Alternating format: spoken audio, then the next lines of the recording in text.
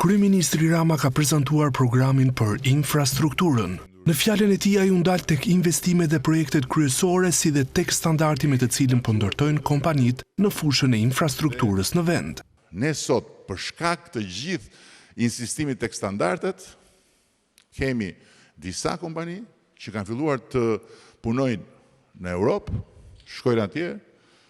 bëjnë punë për Europën, sepse e kanë rritur shumë nivelin e tyre, dhe kemi një nivel pagash në këto kompani që është ku e ku me qa ishte. Zëvendës kryeministra Balluku u ndal tek puna që po bëhet për dizenjimin e infrastrukturës për vitet e ardhshme dhe ndërlidhjen e saj me vendet fqinje. Sot flitet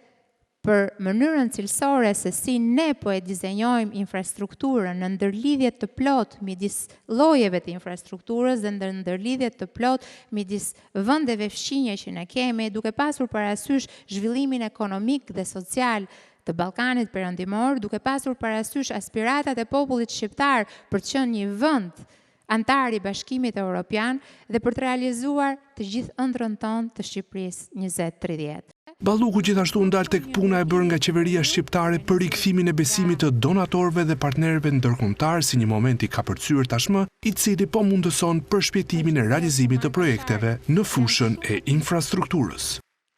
Në ndërkohë,